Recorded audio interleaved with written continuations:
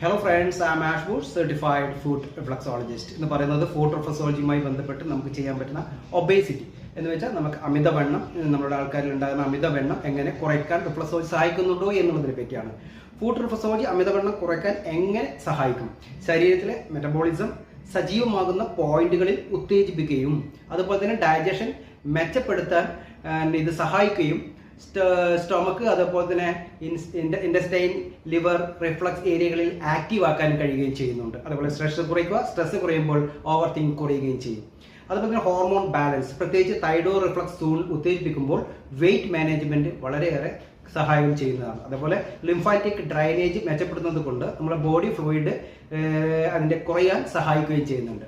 Reflexology മാത്രം വണ്ണം കുറയ്ക്കുകയില്ല, പക്ഷേങ്കിൽ എക്സസൈസ്, ഡയറ്റ്, ലൈഫ് സ്റ്റൈലിലെ ചേഞ്ചസ് ഇങ്ങനെയൊക്കെ ഉപയോഗിക്കുമ്പോൾ വെയിറ്റ് ലോസ് പ്രോസസ്സിനെ സപ്പോർട്ട് ചെയ്യുന്ന ഒരു ട്രീറ്റ്മെന്റ് ആയിട്ട് നമുക്ക് ഫുഡ് റിഫ്ലക്സോളജിനെ ചേർത്തെടുക്കാവുന്നതാണ്. ഈ അമിതവണ്ണത്തിനോട് കൂടിയിട്ട് വേറൊരു പ്രശ്നം എന്ന് വെച്ചാൽ നമുക്ക് മുട്ടുവേദന ഉണ്ടാകുന്നതാണ്. ഈ മുട്ടുവേദനയെ സഹായിക്കാൻ വളരെ പ്രാധാന്യമുള്ള ഒന്നാണ് ഫുഡ് റിഫ്ലക്സോളജി എന്ന് പറയുന്നത്. അതുകൊണ്ട് ഒബേസിറ്റിയിലുള്ള ആൾക്കാർ കൂടുതലായി ശ്രദ്ധിക്കേണ്ട ഒരു കാര്യമാണ് അവരുടെ ചെരുപ്പിന്റെ തേയ്മാനം ഏതൊക്കെ ചില ആൾക്കാർക്ക് പല സൈഡിലായിരിക്കും തേയ്മാനം വരുന്നത്. അപ്പോൾ അതിനെപ്പറ്റി നമുക്ക് അടുത്തൊരു വീഡിയോയിലൂടെ പറയാം.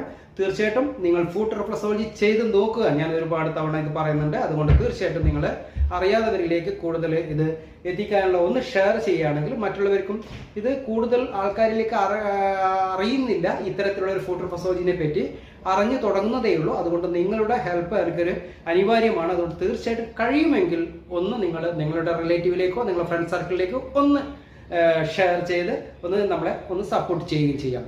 By, I am Ash Bush.